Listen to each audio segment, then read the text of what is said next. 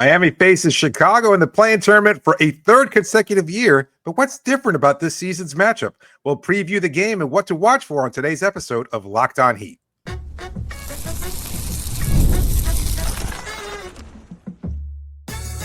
You are Locked On Heat, your daily Miami Heat podcast, part of the Locked On Podcast Network, your team every day. All right, welcome to Locked On Heat, your daily podcast on the Miami Heat, whether you're tuning in on YouTube or on your favorite podcast app. Thanks so much for making Locked On Heat your first listen every day. I'm Wes Goldberg here with David Ramil. Both of us are credentialed Heat media members who cover this team every day. For daily content on the Heat, click that subscribe button on YouTube. Make sure you're following us on your podcast app. Your favorite podcast now is a newsletter. Introducing the Locked On Heat Daily Newsletter. One stop for ultimate team and league coverage delivered right to your inbox. Sign up for free now at LockedOnDaily.com. That's LockedOnDaily.com and start your day with the all-new free Locked On Heat Newsletter. Have a great show for you today. We're going to be looking at this Heat Bulls play-in game from every angle, including the single biggest X factor for the Heat in this one and for the Bulls. Let's start with when the Heat are on offense. We'll take a look at what the Heat have to do when they're on defense in the next segment. Let's start with what they have to do when they're on offense. David, the main thing I think here is obviously they have to score points. You look at their stats over the first three games. So the Heat are 0-3 against Chicago in the regular season. They dropped the game last week. It's going to be exactly 1 week between their loss in Chicago and this play-in game in Chicago. So I think it's pretty instructive. And the Heat didn't get much in the way of their offense in terms of efficient offense. Tyler Hero had whatever it was, 30 points on 26 shots. He went 2 for 7 from three-point range. Didn't take a single shot within the restricted area. A lot of his work came in the mid-range, which is fine when nobody else is shooting well or scoring. And we made the case after that game, as much as Tyler Hero might have annoyed people with some of his late game decision-making, he was the only thing going for Miami offensively. And they just need more than Tyler Hero. And specifically, they need to get better looks. They're shooting 33% on three-pointers against Chicago this season. I think that's a big reason why they're 0-3 against the Bulls. It's a good point. It's not exactly where I was thinking in terms of what they might be able to generate for an easier offense, but I think the idea is Chicago definitely not known for their defense, but they can gum things up. I think it's just a matter of how they approach the zone. I talked about it in the post game. You know, they do a really good job of figuring out how to kind of implement the zone at just the right time to kind of throw things out of wonk a little bit for Miami. And that's surprising that Miami doesn't know how to respond, considering how often they utilize the zone defense. But there are just just mismatches, cross matches, different things that happen over the course of the game. And next thing you know, you wind up getting some less than effective shots. The way that I was thinking about it is more maybe generate more looks at the rim and finish at a higher level there. Obviously, Miami struggled to finish at the rim basically all season. But it just feels like, given that the fact that the three-point shot might not be falling, we've seen that Miami has to knock down those shots with regularity at a high level in order for them to win. But that might not be the case. They might not be able to get those looks. And that being the case, or what might likely be the case on Wednesday, is they'll just have to find a way to generate easier looks at the rim and kind of throw a monkey wrench into Chicago's defense and their baseline for what they're trying to do defensively. Because if they can get those looks at the rim, maybe you'll have more scrambling opportunities. And as a result, maybe you can get those kind of open looks from three-point line that you're talking about. So Chicago allows the fourth most three-pointers in the league this season. Like, you can get threes on them. In terms of attempts. Right? And then after that, the makes, it almost feels like luck-based. They do give up like the 14th most. Actually, Chicago and Miami are both giving up 13.6 made three-pointers per game. But at that point, it's a little bit more luck-based. Chicago does a little bit of the strategic, hey, we're going to let that guy shoot and not that guy shoot thing, but they're not. Sure. They don't do it at a super high level. They do play a lot of zone, and they build a wall in front of Miami. You looked at that game last week, and there was just so many instances of Andrew Wiggins or Bam Adebayo or even Khalil Ware, who's been sort of the shot at the rim factory for Miami this season, and they plug it up. As soon as somebody gets into the lane, you've got 3 or 4 or 5 Chicago defenders kind of shuffling their feet and forming a wall right outside the restricted area. And so those shots that would have been right at the rim end up being like these 8-foot floaters or these little push shots. And all of a sudden, those shots that tend to go in at like a 60, 70% clip are now going in at a 40 to 45% clip. And so the Heat actually they actually shoot a decent percentage against the Bulls.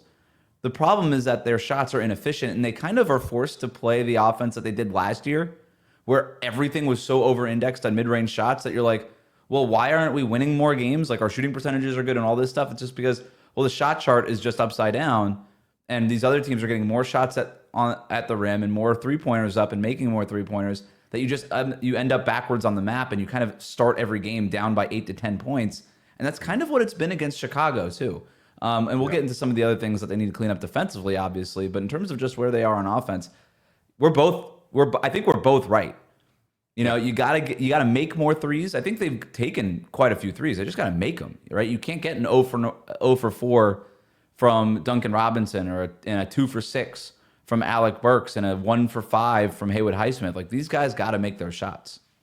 Well, it's kind of like it's a lot like what Miami did on their playoff run in the finals a couple seasons ago. It's that they had less than superior athletes, or maybe not great individual defenders, but in terms of what their team defense does, it works, or it works against certain teams. And it just happens to be Miami's kryptonite. They cannot seem to figure out exactly what to do there. And Chicago, against other teams, they find ways to exploit them much more easily, because they either have that star level player, somebody to draw fouls, somebody to generate easier looks at the rim. But Miami lives and dies by the three to such a precarious level that when they're not able to get those efficient looks from the 3-point line, or they're not able to knock them down at almost a 40% rate, their offense just completely falls apart. And so I think that's what's been the case, unfortunately, 3 on 3 separate occasions during the regular season. You combine that with the transition offense and everything else that Chicago does so well, and it just seems like there are just certain teams that have Miami's number, and Chicago is one of them. Yeah, it's a tough matchup because of the pace and all of this stuff, and it just feels like the Heat are on their heels the entire game and rushing into shots. They really got to figure things out. You mentioned the free throws. If they can get to the line a little bit more and slow the game down and kind of control tempo a little bit, catch your breaks, get all that kind of stuff, that obviously goes a long way. But then again, you have to be more physical in getting to the rim, right? You got to be Tyler. It's got to be Tyler. It's got to be Wiggins, man. Wiggins was not good in the last Bulls game too, and he's got to be a lot better too.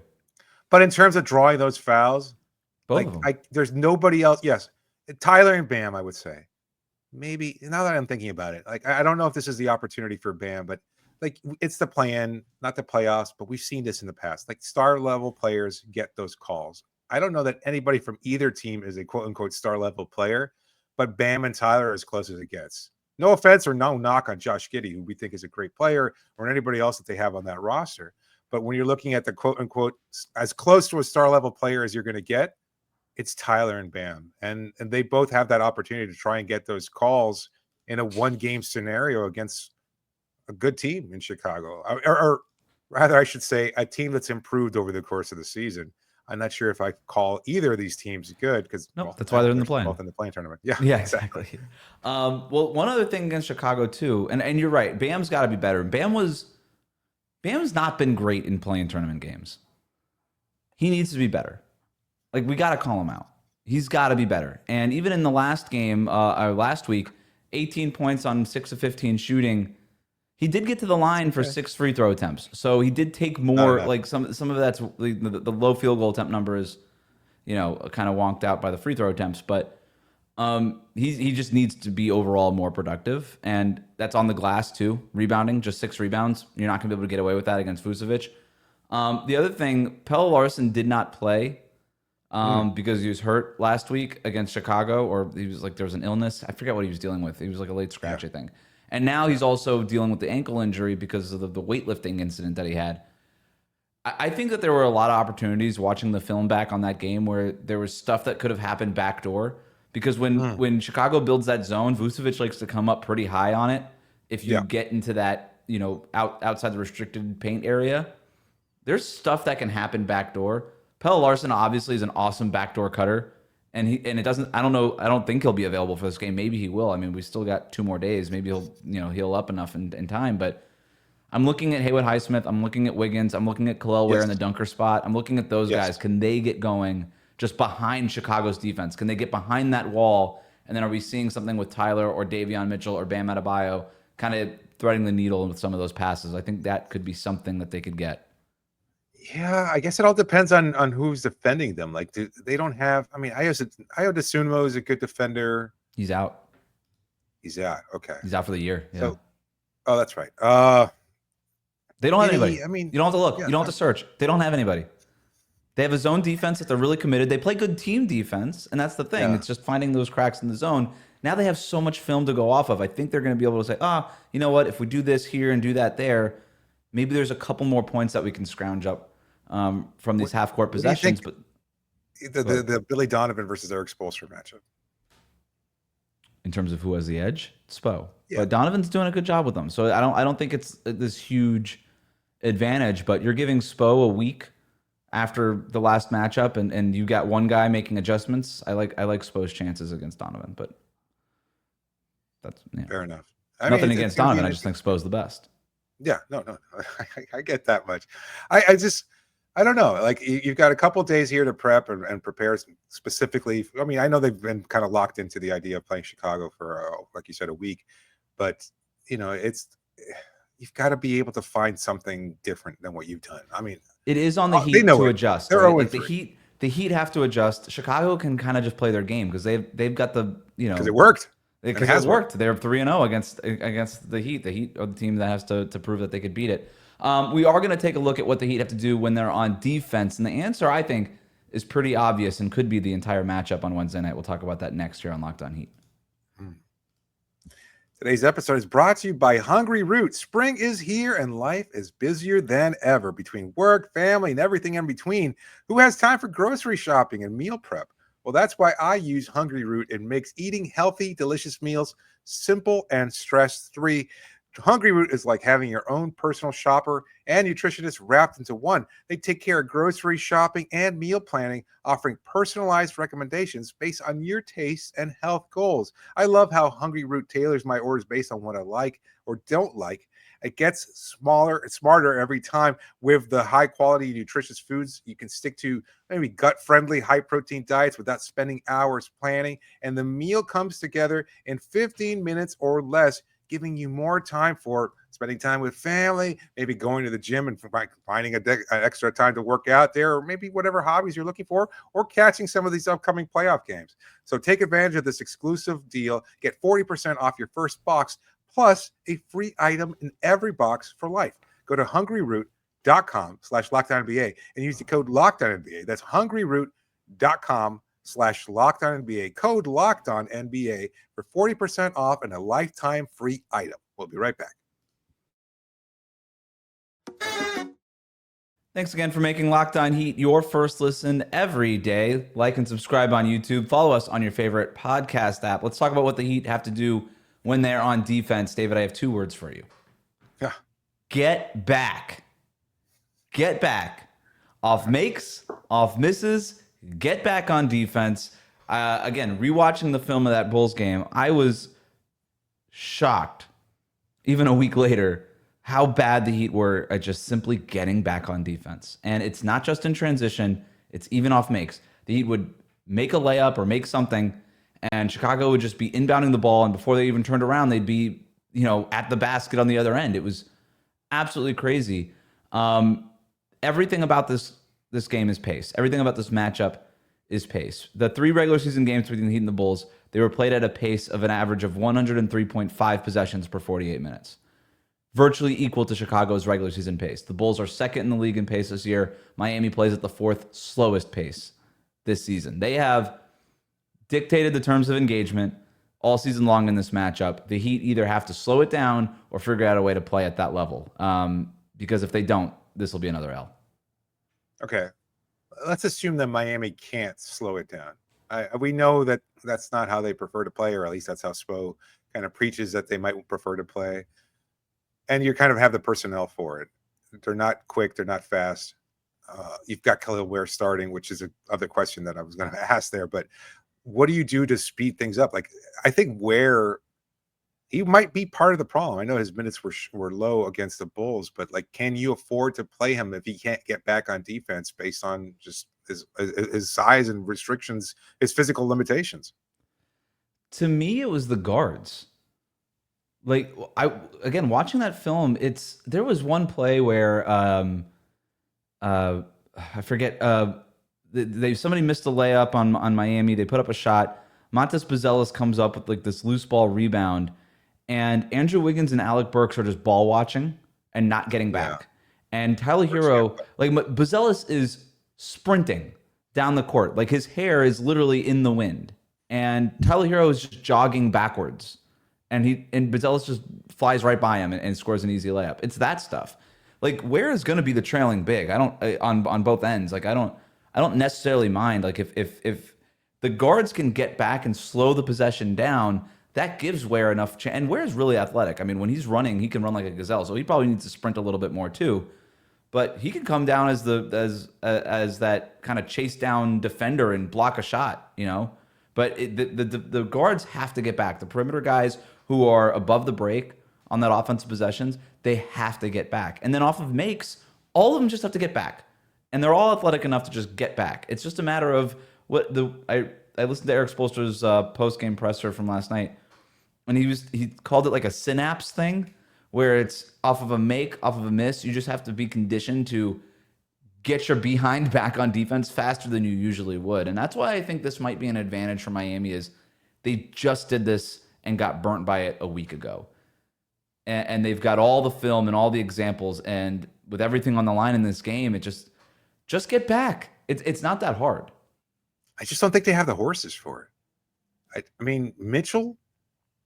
Yeah. Who else? That would be the one thing I would maybe consider here, is starting Mitchell over Burks.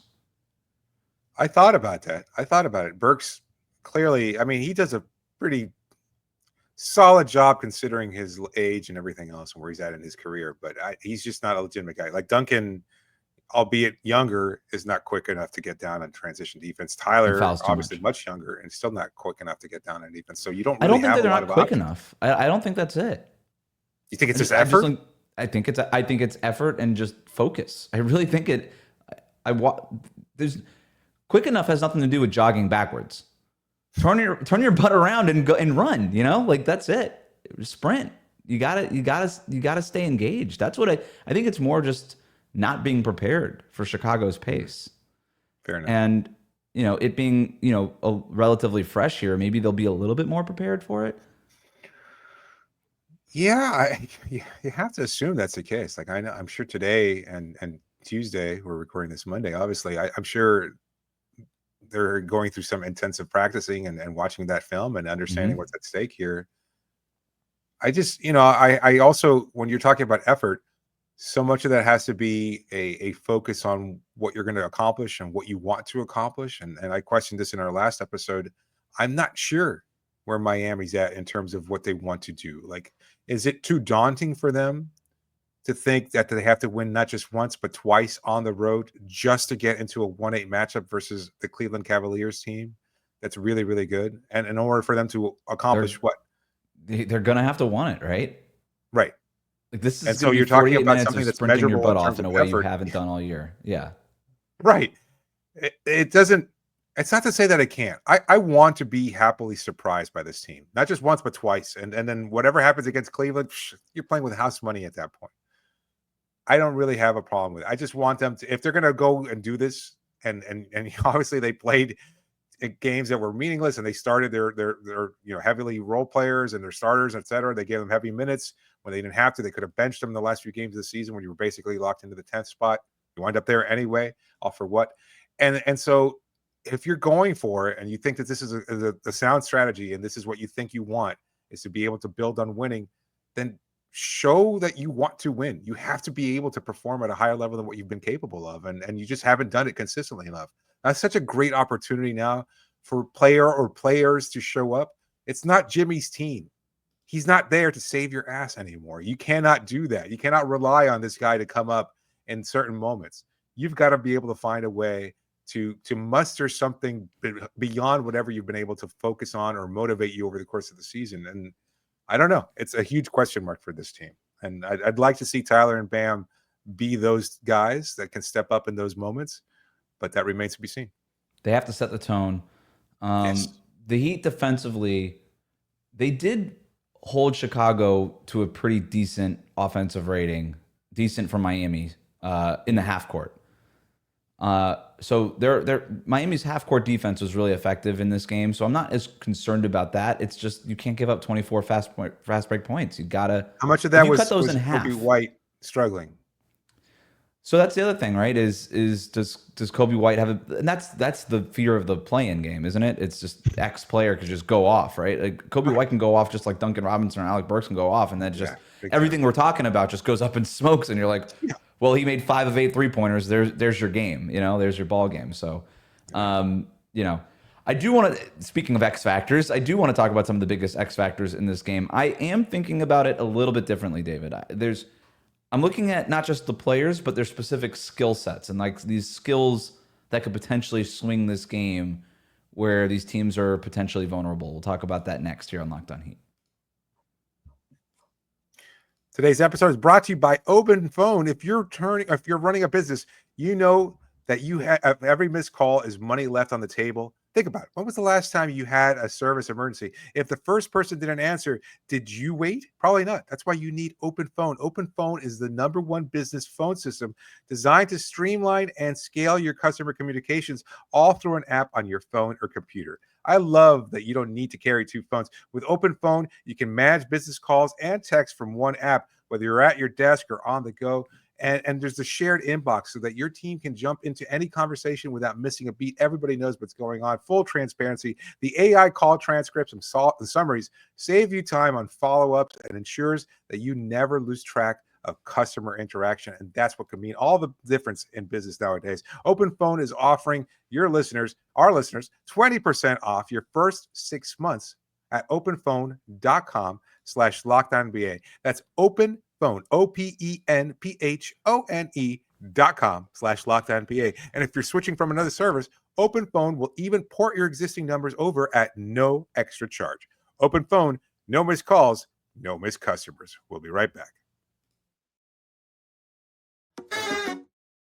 Thanks again for making Locked On Heat your first listen every day. The playoff race is heating up as the Heat season winds down. Can they secure a playoff spot through the play-in tournament? Stay in the know with the Locked On Heat podcast newsletter and get a chance to win one of these amazing prizes by subscribing. You can get a $2,500 Best Buy gift card to upgrade your Sports Cave setup, or a $300 Game Time gift card for tickets, and a $200 Fanatics gift card. Sign up between April 7th and April 30th of this year to be entered. Our Heat newsletter delivers real-time updates, expert analysis, and playoff insights tailored for you. Subscribe now for free to the Locked On Heat newsletter. Stay ahead of the season unfolds. Have a chance to win one of these great prizes. Subscribe today. Click the link in the description to enter. It's lockedondaily.com. Before we get into the X factors, David, the Heat are winless against 7 teams this season.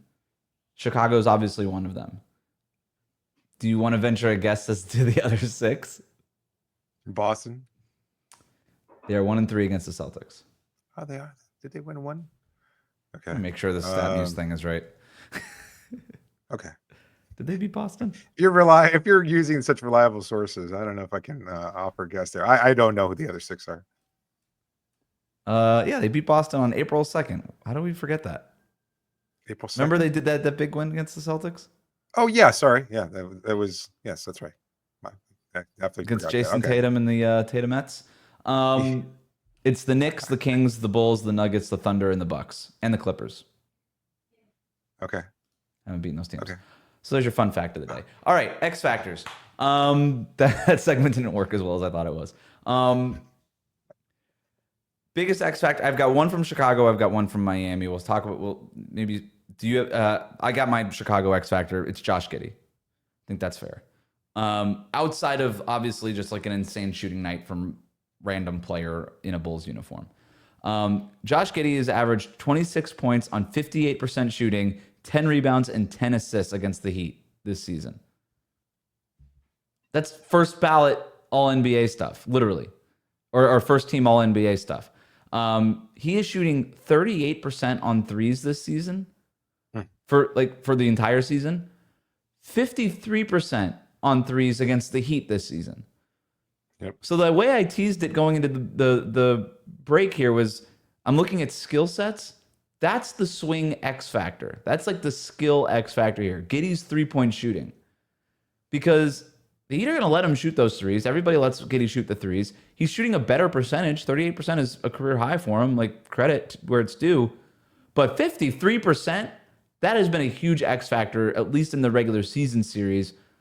Can he keep shooting like this against the Heat in this play-in game? That would be my big question. It's he's been able to just be so effective, and we talked about this we kind of touched on it in our last episode, and it comes down to who is going to be able to make things difficult for him, because he just seems to have, you know, how we've seen from slow-mo, and you brought up that he kind of plays at his own pace, and we've seen from Kyle Anderson, like, as a point guard, he winds up working pretty effectively. He doesn't get the same minutes Giddey does. He's not the same skill level, and he's a lot more slow, etc. But just in terms of his court vision and how he generates those looks, he's not fast twitch. He's not able to burn you with a quick first step or anything like that. But it's just quick enough where he can throw one of those lanky elbows to kind of clear a little bit more space. And if he gets just past you, where he has a little bit of room to the right side there, he's looking and kind of scouting to see if there's a cutter or somebody open from the 3-point line. And that makes all the difference in the world. And they don't have the defender other than Andrew Wiggins who can make things difficult for him. And Wiggins looked like he was completely lost against Giddey in that most recent matchup. And I understand that he was coming back from injury and he was kind of trying to find his place there, etc. But he just looked like he was toast out there. It was barbecue chicken all day long for Josh Giddey, or whatever they have. Chicken on the barbie. Anyway, that was what it looked like out there, because it was just he was just finding everybody. He was finding all these open cutters. He's scoring at such a high level, able to get to the rim too. What's he shooting from the rim? I mean, sorry, also shooting 14 to 17 on free throw attempts in 3 games. So they've been putting him on the line a lot more than the norm as well.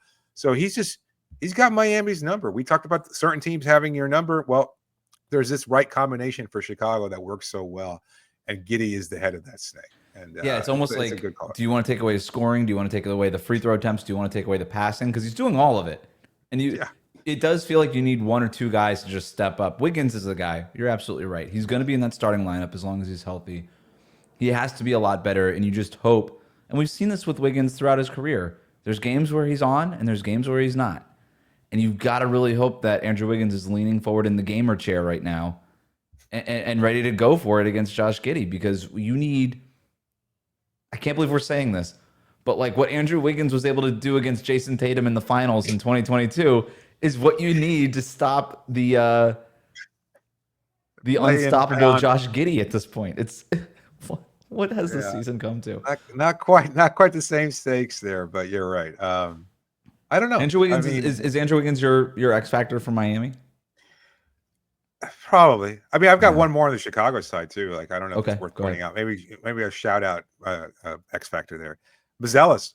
Yep. Buzelis. Like, I mean, averaging 18 points in his matchups against Miami. He's shooting a ridiculously high number from 3-point range, 57%, 8 of 14 it feels overall.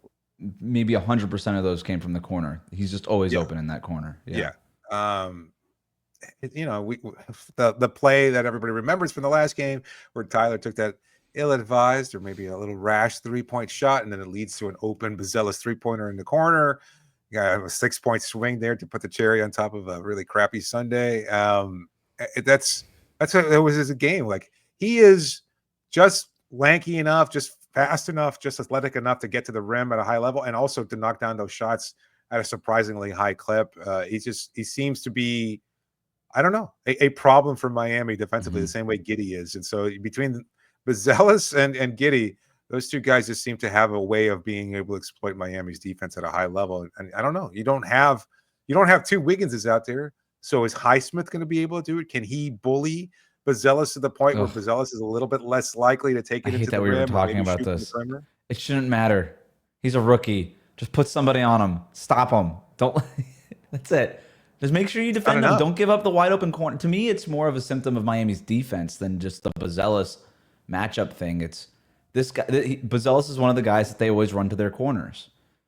And Miami's just has to be more dialed in defensively in terms of what Chicago's doing in the corner. You know, that's it. Like, just don't give up those wide open corner threes. I think that's more of maybe the thing there. I don't know. Yeah. Heat X Factor, I've got Bam specifically. Can he get that free throw line jumper going? He's shooting 39% on those non-restricted area paint jumpers against Chicago this season. That's not good enough. If he can get those in rhythm 15-footers, free throw line jumpers, dotted line jumpers, if you can start hitting a few of those, that opens up everything for Miami offensively, right? Because all of a sudden, if you're Vucevic, you got to play up a little bit higher. That zone doesn't quite work as much because Bam's right in the middle of it, right? Nobody's, if they're trying to take away the rim, it doesn't matter if he's at that free throw line or dotted line. That's that zone busting area is right in the middle of the floor. Yeah. So you start busting that zone a little bit, and then, you start changing Chicago's geometry defensively. Stuff opens up backdoor. Everything changes. If Bam's hitting those free throw line jumpers, if he's hitting those jumpers from his sweet spot, and he just hasn't all season against Chicago, if he's hitting them, I just think that changes everything. And that's kind of the X factor every game for the Heat. So especially in this one.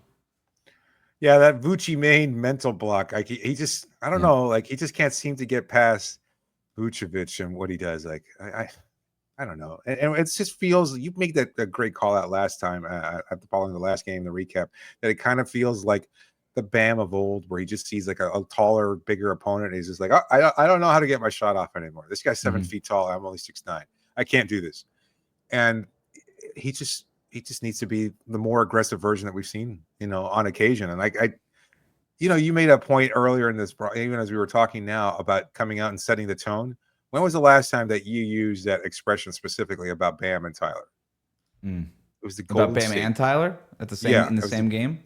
Yeah, it was the Golden State game. Yeah, where they went out and had something to prove, and you could tell early on that there was something to it. Like we jokingly said, this was their playoff game, but they have to be able to duplicate that kind of emotional their actual playoff game. Yeah, this is it. They have to be able to get that emotional energy, that same level of intensity and focus, and being able to bring it on Wednesday. And that partnership is going to be huge, because if you get Bam those in rhythm, like instead of just passing the ball hot potato around and then just Bam ends up with it in the middle of the court, he's not going to hit that shot. But if you can get him in a high pick and roll, pull Vucevic, Jalen Smith, Patrick Williams, pull these guys out. These guys out, high pick and roll, Hero, Davion Mitchell, get Bam the ball in rhythm, let him step into that jumper, and now all of a sudden he's in rhythm and that stuff starts going down a little bit more. Do you have a Heat X factor? Kyle Anderson. It's a good one. I don't know why. I think he's just, his playmaking, he's going to be a difference maker. I think the rebounding, what do you do when you want to slow somebody down? You throw a huge obstacle in the path, and nobody plays at their pace better. Like, maybe that just seems antithetical to what we're talking about, but you know what? It might just work. Like, you want to control the pace a little bit. Nobody does it better than Slow-Mo, who just plays at his own unique pace. And if that can slow things down a little bit, it's not like he's a snug out there. Like he just plays at his own pace, and it might just work. I love it. Anderson was pretty good in the last game. He wasn't like super productive, but I thought he was effective positionally. That'll do it for us today. Tomorrow, we are going to have our crossover preview with our friends over at Locked On Bulls to look ahead to this huge play-in game. But for now, thanks for making Locked On Heat your first listen every day. Like, comment, and subscribe on YouTube. Follow us on your favorite podcast app.